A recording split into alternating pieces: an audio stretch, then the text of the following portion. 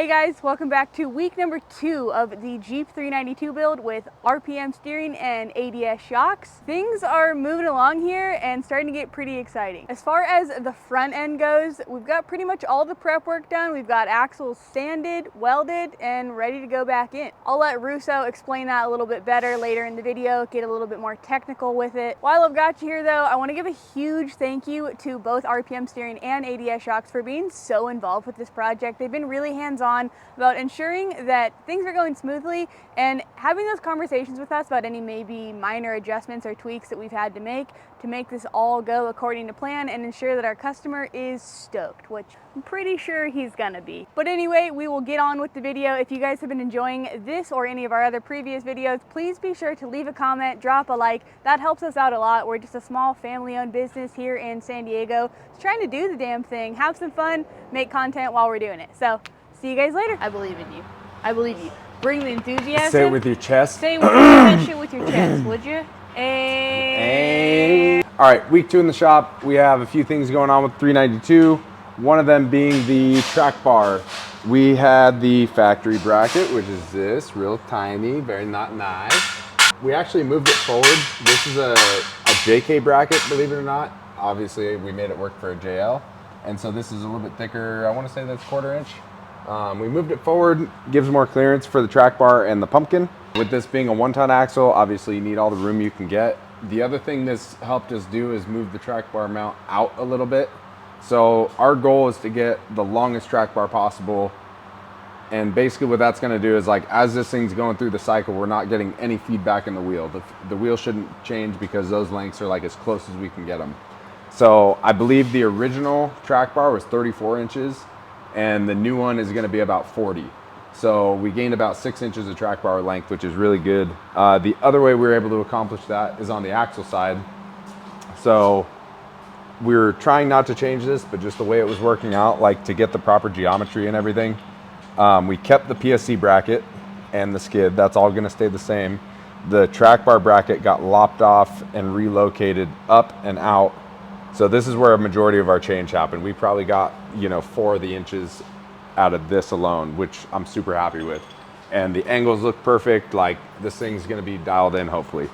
So the axle is fully welded. We're ready to paint it. We'll probably give it a quick wire wheel and then fresh coat of paint. We're gonna cut off the old upper mount just to clean it up. But all in all, this thing is ready to roll. Ready to roll. Frame side, the frame is pretty much prepped, ready to go. So our next week is going to consist of us welding all that stuff in, and we'll start reassembly next week. So this week has been prep for reassembly and then some reassembly. Yeah, and the other thing we kind of looked at too is fitting up the exhaust. This kit I don't think has been done on a 392. And so one of the issues that we ran into was actually the passenger side catalytic converter is totally fine. We'll be able to make this work, and without a fuel tank right here, we'll basically be able to fit a big old muffler right here and then turn down somewhere. This side, the cat actually sits further back and it's getting in the way of the upper link or the lower link mount on the cross member. So we're gonna have to move the cat basically further up, and that's kind of where we're at. We have some tubing on order. So once the tubing gets here, we'll be able to do that. It'll be all nice stainless to match what the factory exhaust was. So we get to go to a more hot roddy, stainless steel exhaust stuff. A little custom work gonna happen. I actually miss doing stainless exhaust. I really miss geeking out on that stuff. Yeah, really you're fun. a very detail oriented person. No. As you can see with the PP, what is it called? What's the protective? PPF, paint protectant film. Yeah, he's got PPF, as you can maybe see on one of these edges here, along his entire new box.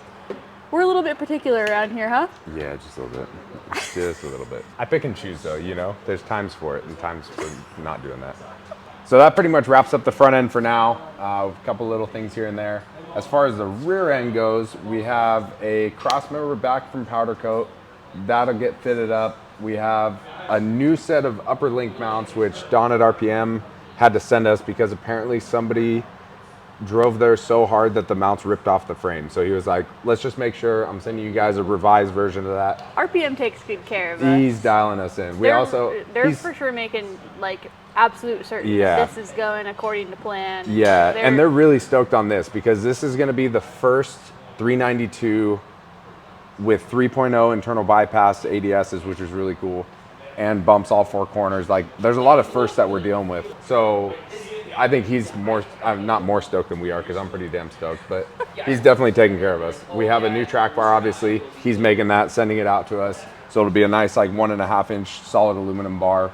Nice Johnny joints on the end of it. We're waiting on a truss in the rear, which is our holdup right now. We have everything else. Our cross members are back from powder coat, like I said. So once we get the truss, we'll be able to fit that up, get the upper link mounts on.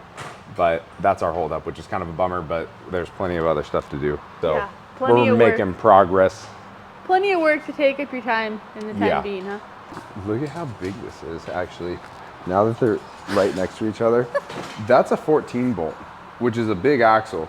Look how much bigger and wider this other one is. Like, those are pretty much squared up on this side. Dang. That's wild. Yeah, That's huge, dude. she's a beefy girl. Mm-hmm. She's a 5-layer beefy gordita. Beefy 5-layer burrito. Yeah, Sean's been doing some work on these. We got one of those nice belt sander deals, like the big grinder ones. And so he's been able to, like, surface all these axle housings, cut off all the brackets, and make everything look nice and smooth. Yeah, hey Sean, you've been killing it on the axles. Yeah, he's doing another one right now. This is my third 1-ton Emporium. We're on the third 1-ton. Soon to be, or technically 4, I guess. He's making progress in Yeah. this situation. I like your technique. What are we painting? This is the back of the shock towers, Okay. because we can't paint them when they're in there. The frame is prepped. All the cut marks from taking all the old brackets off are filled in, and it's sanded down. So once the towers are done, we'll weld those in. The bump cans need to be welded, and then those will be welded to the frame. Wow, look at that stamp.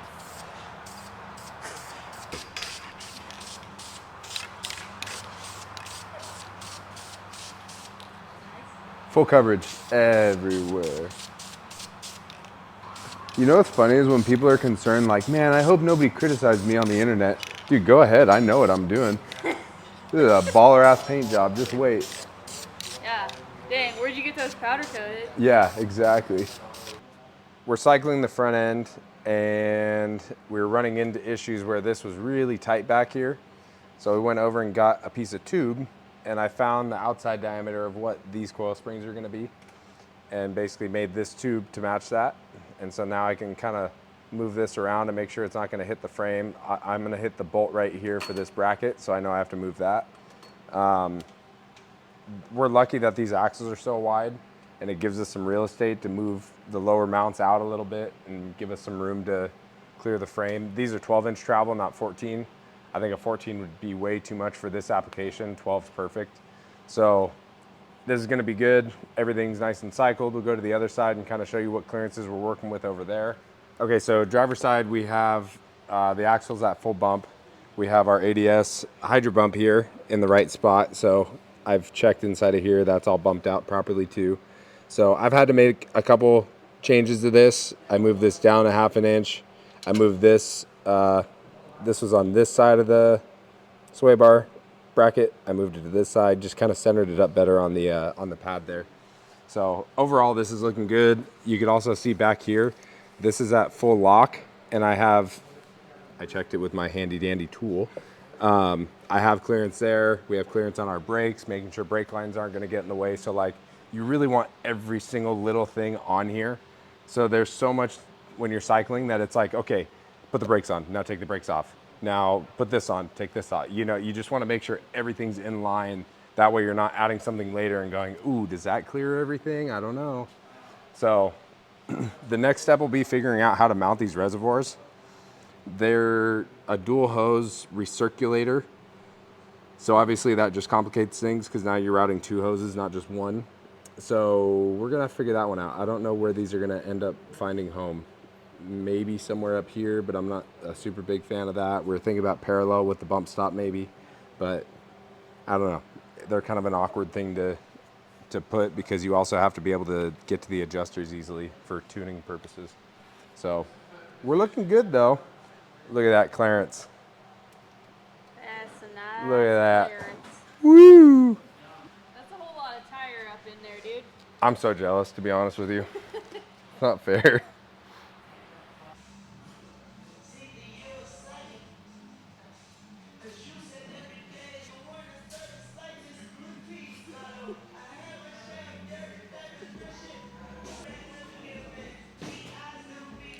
David, you're allowed to walk through here. You own this business. You're allowed to be in the shot. It's me and the dogs just looking for some bolts. Speaking of, what do you think of this progress on the 392? Actually, it's going a lot smoother than I thought it would.